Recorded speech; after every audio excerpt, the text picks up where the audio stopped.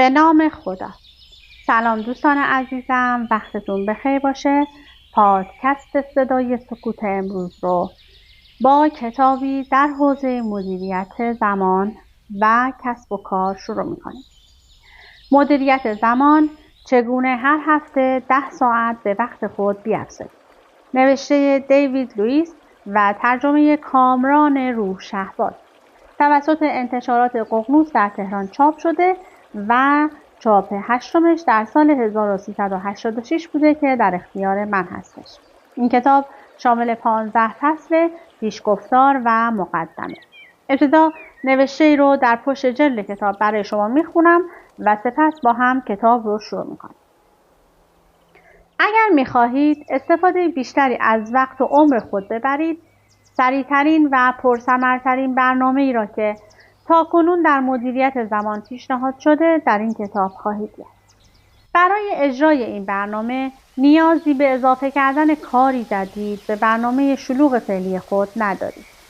دکتر دیوید لوئیس، روانشناس و متخصص مدیریت زمان، این برنامه نوین را به همگان توصیه کرده است. توصیه‌های وی به همه کمک می‌کند تا در عرصه‌های مختلف زندگی شخصی و شغلی از وقت محدود خود به طور مؤثرتری بهره گیرند.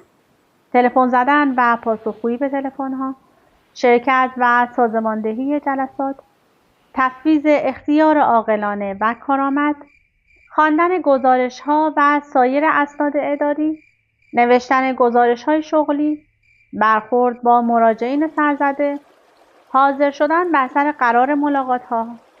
با اجرای برنامه تمرینی این کتاب فقط به مدت 5 روز استرس را از زندگی خود حذف کنید و هر هفته 10 ساعت به عمر مفید خود بیفزایید.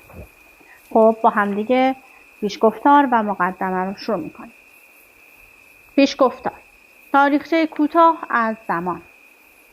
در اروپای قرون وسطی کلیسا زمان را تنظیم می‌کرد و قوانینی درباره کارهایی که می‌توان یا نمی‌توان در روز خاصی انجام داد وضع می‌کرد.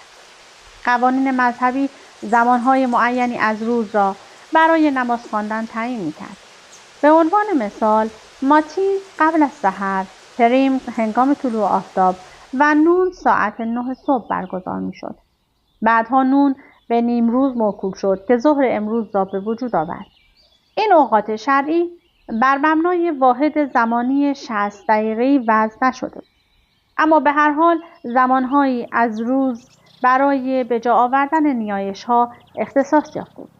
گرچه اولین ساعت‌های مکانیکی حدود قرن 13 میلادی ساخته شد، پیش از آن به طور گسترده‌ای از ساعت‌های آبی و شنی استفاده می‌شد.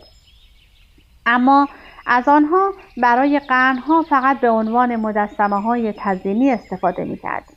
حتی شخص مهمی چون ساموئل پیپس که یک مقام دولتی قرن 17 بود، اوقات روزانه خود را با ساعت خورشیدی یا ناقوس کلیسا تنظیم می‌کرد. لغت کلاک در زبان انگلیسی از ریشه لاتین لغت کلوزو به معنی زنگ گرفته شده است. مفهوم نوین زمان در پی اعتراضات پیوریتین‌ها به تقویم کشیش‌های کاتولیک روم شکل گرفت. نظر آنها یعنی 6 روز کار در هفته و 1 روز استراحت عمدتاً تا پایان قرن 17 مورد قبول عامه قرار گرفته بود. در یک جامعه روستایی که فصل‌ها سرعت زندگی را تعیین می‌کردند، اندازه‌گیری دقیق زمان ضرورت چندانی نداشت. تا عهد جورج دوم که بین 1727 تا 1760 بود، سفر هنوز با همان سرعتی که در قرن اول میلادی انجام می‌گرفت صورت می‌پذیرفت. تا اینکه جان پالمر، نماینده پارلمان شهر باز، تأسیس اولین شبکه حمل و نقل عمومی را اعلام کرد که طبق جدول زمانبندی شده دقیقی حرکت می‌کرد و آن وقت همه چیز تغییر یافت. دلیجان‌های او شهر باز را در اواخر بعد از ظهر ترک می‌کردند و تمام شب را می‌راندند و ساعت 8 صبح روز بعد به مقصد خود که دفتر کل اداره پست در خیابان لمبارد لندن بود می‌رسیدند. در این دوران تمام شهرهای کوچک ساعتهای خود را با وقت محلی یا با استفاده از طلوع و غروب خورشید تنظیم می‌کردند. بدین ترتیب معلوم می‌شد که شهر فالموت در وست کانتری 20 دقیقه تا لندن فاصله دارد و نورویچ 7 دقیقه بعد از لندن قرار دارد. بدین خاطر اولین دلیجان‌ها این زمانبندی‌ها را همانطوری اجرا می‌کردند که خواسته شده بود. حتی بعد از آنکه شبکه سراسری راه آهن تأسیس شد، خاطره‌ها هنوز آسوده بود. هنگامی که جورج برادشاو در سال 1839 اولین جدول حرکت قطارهای خود را تدوین می‌کرد، یکی از شرکت‌های راه آهن از اعلام ساعت ورود قطار سرباز زد و چنین اعتراض نمود که با این کار سر وقت آمدن قطارها را اجباری می‌کنیم. هنگامی که برج سن استیفن با مشهورترین ناقوس شهر لندن که به نام بکسور سنگین وزن انگلیسی بیگ بن نامیده شد، در سال 1856 تکمیل شد. منجم دربار اصرار داشت که باید ساعت آن بر طبق وقت گرینویچ تنظیم شود. از آن پس در مدت بسیار کوتاهی تمام ساعت‌های انگلیسی طبق همین وقت تنظیم شد. در شهرهای بزرگ و کوچک صنعتی ساعت‌های عظیم الجثه را بر فراز آسیاب‌ها یا کارخانه‌ها قرار می‌دادند تا وقت را به اهالی نشان دهند. مدیران حیله‌گر کارخانجات کار ساعت را در طی روز کاری کنند و هنگامی که کارخانه تعطیل بود آن را تند می‌کردند تا به مقاصد خود برسند. برای اینکه کارگران از این حیله آنان آگاه نشوند، هیچ کارگری حق نداشت با خود ساعت به محوطه کارخانه بیاورد. همین امر موجب شد که سنتی در میان کارگرانی که سالها خدمت کرده بودند رایج شود که هنگام بازنشستگی یک ساعت جیبی یا دیواری هدیه بگیرند.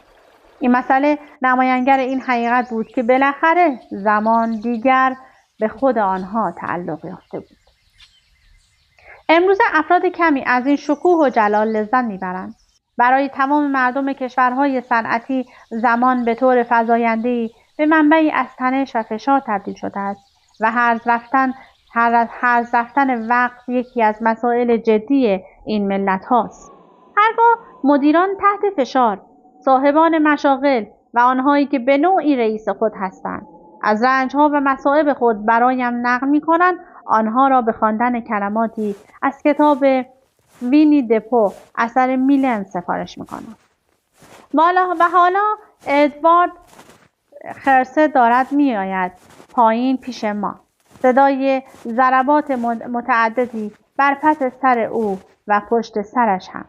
کریستوفر رابین می‌آید. همیشه همین جوری است. تا کنون راهی که برای پایین آمدن از پله‌ها بلد بوده همین بوده است.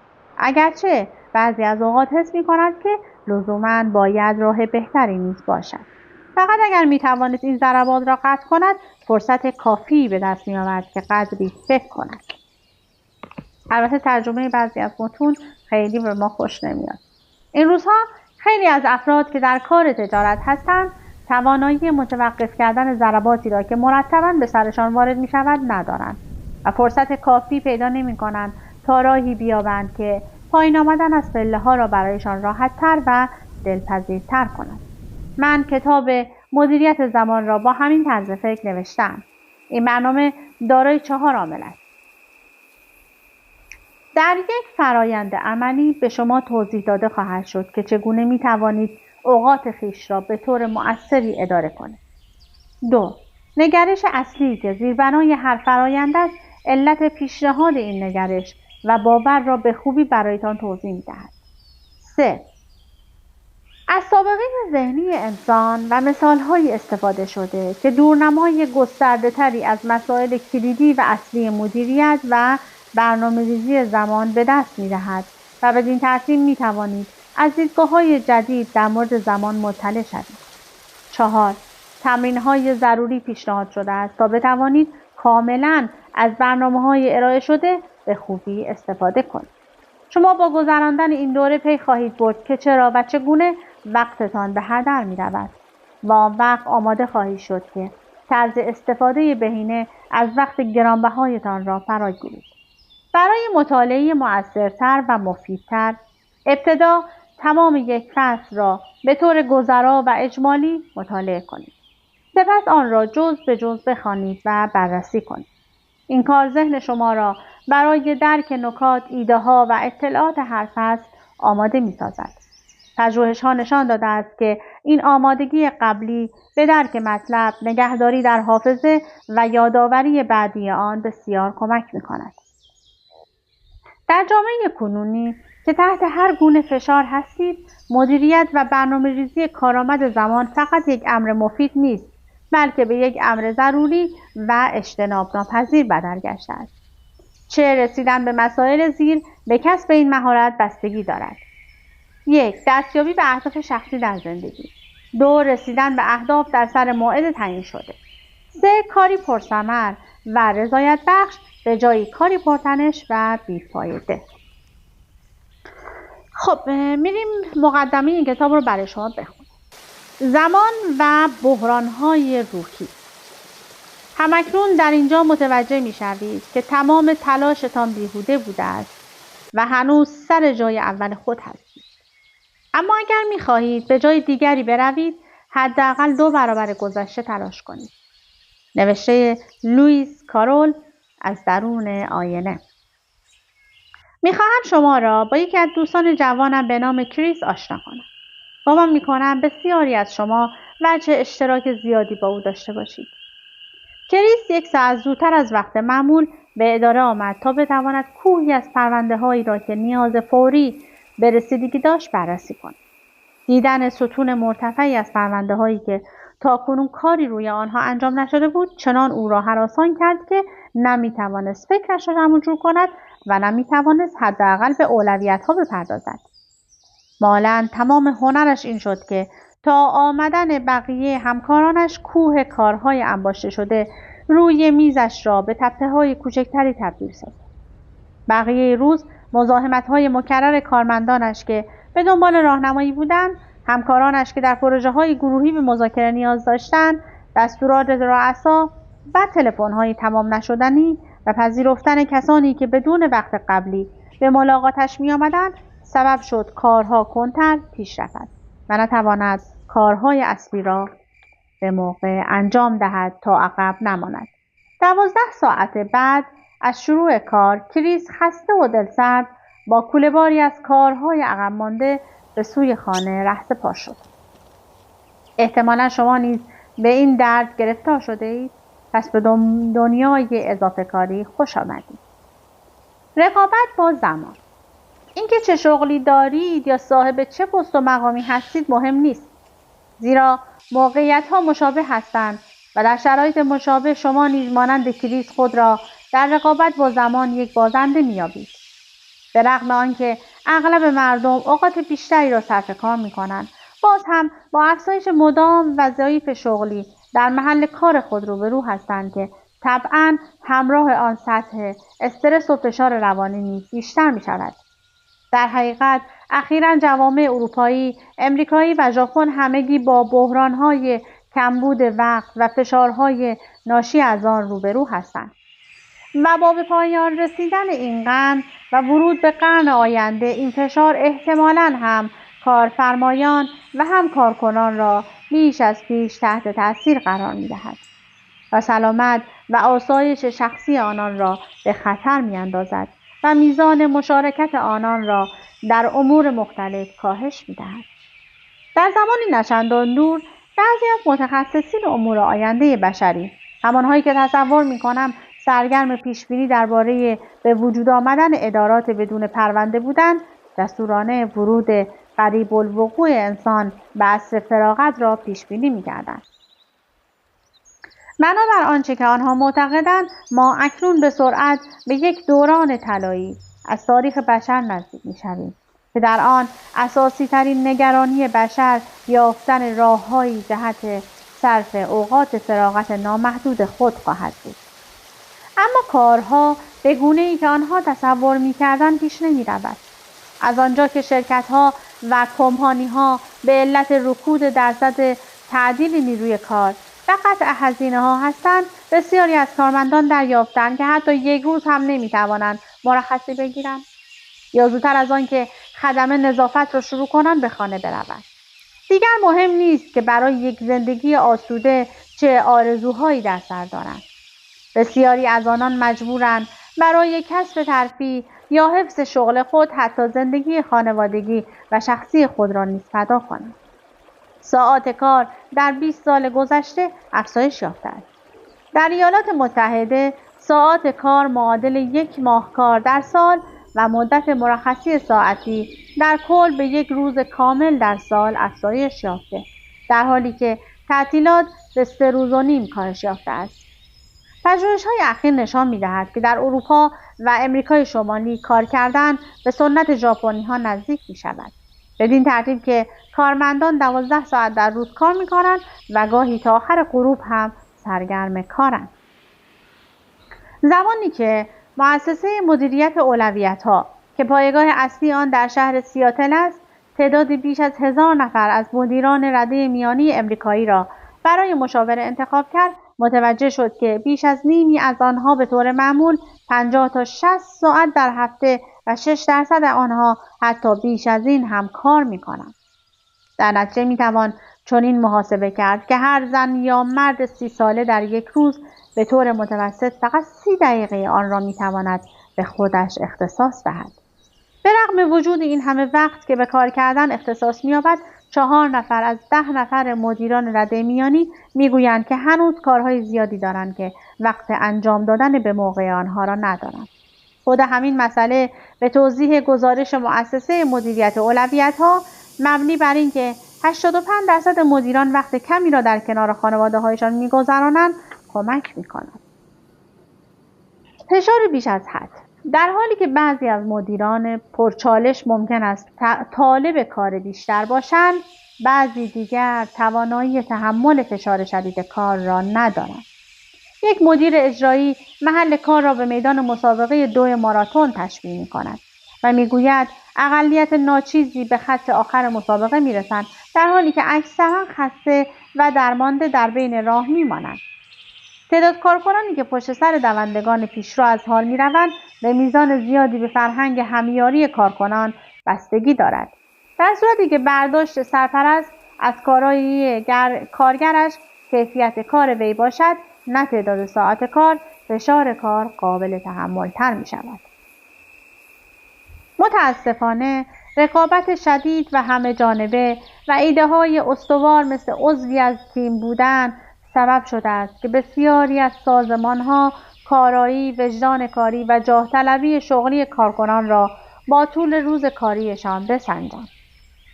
به عنوان مثال، در یکی از شرکت‌های بزرگ امریکایی، مدیر اجرایی، کسی که به زود آمدن و دیر رفتن از محیط کارش می‌نازید، ساعت 7 صبح در محوطه پارکینگ شرکت گشت می‌زند و رادیاتور اتومبیل‌ها را لمس می‌کند. در صورتی که رادیاتور اتومبیلی گرم باشد، نشان دهنده آن است که صاحب آن تازه به محل کارش رسیده است. در نتیجه یک علامت منفی در پرونده کارمند درج می‌شود. چون این ملغمه غافلگیر کننده از افزایش ساعات کار، افزایش میزان کارایی، فقدان امنیت شغلی، بروز شخصی و تمنیات روزافزون سبب شده است که فشارهای روحی ناشی از کار افزایش یابد. بر طبق اظهار نظر پروفسور کاری کوپر از مؤسسه علوم و تکنولوژی دانشگاه منچستر، سطح فشارهای روحی در 7 سال گذشته بیشتر از 2 برابر شده است. وی در یکی از بررسی‌های خود مشاهده کرد که بیش از نصف مدیران اجرایی از فشار روحی ناشی از کار رنج می‌برند. نتیجه فشار روحی افزایش بی‌سابقه ناراحتی‌های جسمی از قبیل ناراحتی‌های قلبی، زخم‌های دستگاه گوارش، فشار خون بالا، ضعف سیستم ایمنی بدن، ضربه‌های روحی، افسردگی و ناراحتی‌های روحی است. در ژاپن که میانگین کار 400 ساعت در سال بیشتر از همتاهای اروپاییشان است، اخلاق و وجدان کاری زیاد همراه با رقابت‌های شدید منجر به بروز اپیدمی کاروشی، یعنی مرگ به علت کار زیاد می شود. کارگران بسیار زیادی، نه تنها کسانی که مشاغل اجرایی دارند، بلکه کسانی که مشاغلی از قبیل رانندگی تاکسی و اتوبوس، فروشندگی، خبرنگاری، پزشکی و پرستاری را بر عهده دارند، به این اپیدمی دچار شدند. بررسی‌های اخیر نشان داده است که 40% کارمندان نگران آن هستند که مبادا به این اپیدمی دچار شوند. کمبود وقت. 25 سال پیش استیفان لیندر در کتاب طبقات بیکار و آزرده پیشگویی کرد که رشد اقتصادی در جوامع پیشرفته منجر به بروز پدیده کمبود وقت خواهد شد. او اخطار کرد که با افزایش فشار ناشی از کمبود وقت، اوقات فراغتی که صرف استراحت بعد از غذا یا قدم زدن آرام بخش در حومه شهر میشد، صرف فعالیت‌هایی می‌شود که با سرعت می‌توان انجام داد. امروزه با وجود غذاهای آماده طبخ فوری، پیشبینی وی به میزان زیادی درست از آب درآمده است. از اجاق‌هایی که با امواج مایکروویو کار می‌کنند تا آسانسورهایی که با سرعت زیاد حرکت می‌کنند، تماماً از طریق تکنولوژی قابل دست یافتن است. فرد هیرش، یکی از پیشگویان دهه 1970 در کتاب حدود اجتماعی رشد، پیشبینی کرد که قحطی و گرسنگی زمان منجر به از خود بیگانگی می شود و افراد جامعه کمتر در هم می آمیزند. او اخطار می کند که رفاقت دیگر وقتگیر بوده، بنابراین مغروم به صرفه نخواهد بود که این سرمایه به شدت نادر را صرف کارهای نامعقول کرد. با این همه فشار که بر دوش اعضای خانواده و زندگی خانوادگی سنگینی می کند، تعجب آور نیست که بسیاری از ازدواجها و روابط انسانی از هم گسیخته می شود. همینطور دور از انتظار نخواهد بود اگر بشنویم که در بسیاری از شرکت‌ها که کارکنان آنها تحت فشار به سر میبرند، هنگامی که اخلاقیات، انگیزه و عملکرد افت می‌کند، بازدهی نیز پایین آید. به خاطر اینکه اهمیت موضوع بیشتر مشخص شود، باید بگوییم که بسیار واضح است که ساعت‌های سخت کوشی و همچنین سطح بالای فشار روانی نه تنها یک مشکل کوتاه مدت نیست، بلکه جنبه دائمی از زندگی شغلی افراد است و 3 دلیل گریزناپذیر برای آن وجود دارد. کاهش کارکنان، افزایش تقاضاها. هرچه که اسمش را بگذارید، تعدیل کردن، به تعویق انداختن، عقل‌گرایی یا آنچه که به اصطلاح جنبه مثبت اخراج کارکنان تلقی می شود، یعنی آزاد کردن حق انتخاب افراد، نهایتاً به کارکنانی کمتر با فشار کاری فزاینده‌ای منجر خواهد شد.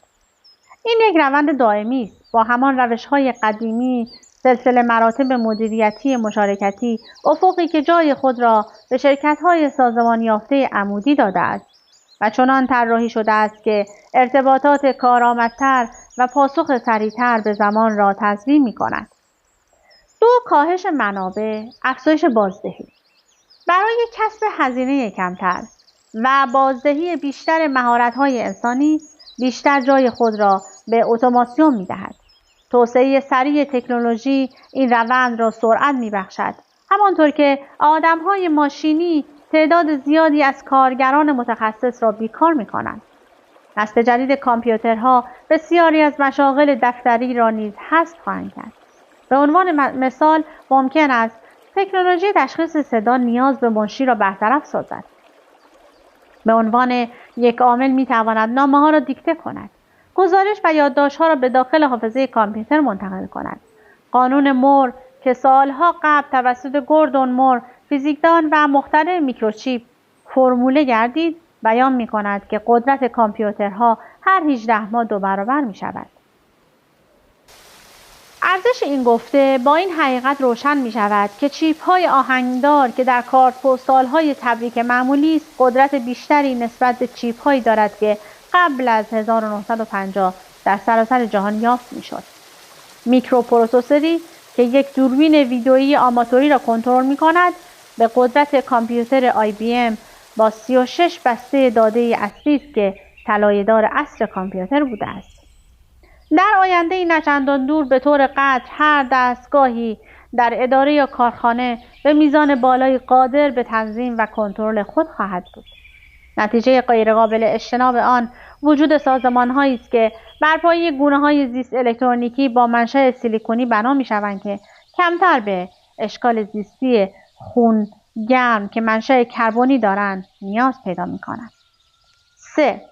رقابت‌های شدید همه‌جانبه، سرعت میزان تغییرات. رقابت‌های مداوم بین‌المللی اجازه توقف یا حتی درنگ برای تجدید قوا را به شرکت‌ها نمی‌دهد. ادارات یا باید به طور مرتب تغییر کنند یا به واسطه محیط کاری تغییر می‌یابند.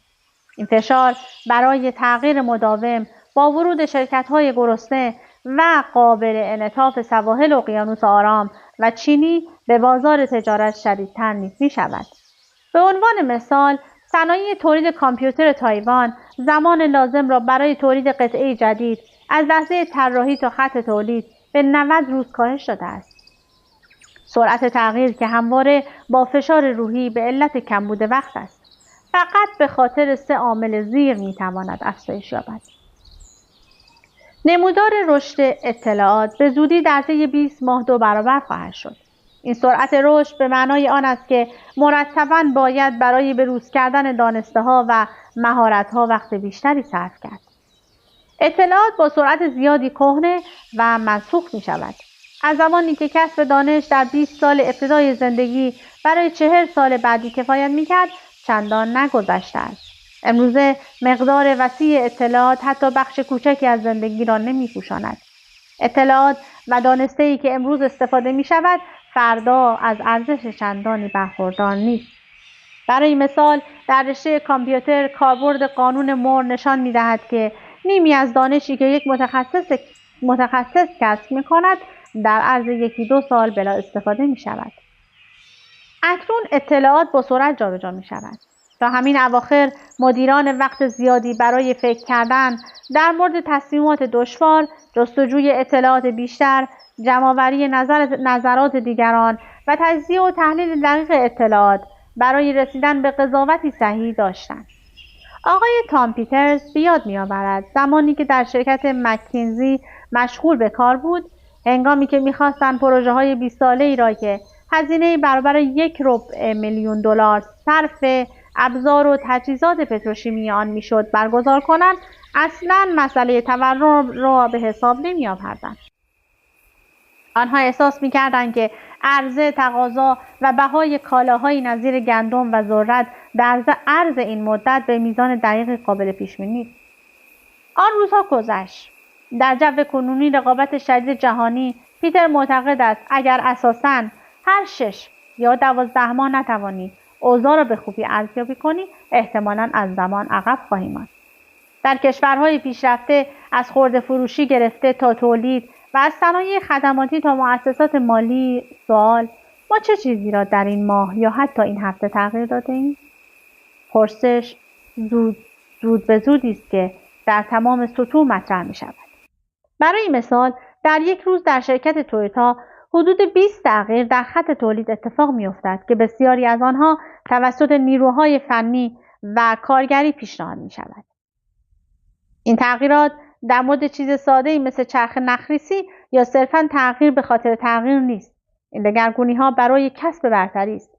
زیرا سایر کارخانجات نیز همواره در حال تغییراتند. با فشاری که این اتفاقات بر روی یک مدیر میانی و متوسط می‌آورد، به ندرت وقت برای مشورت کافی باقی می‌ماند.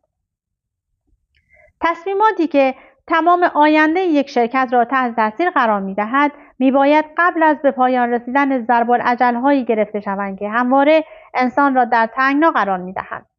خطر در اینجا نهفته است.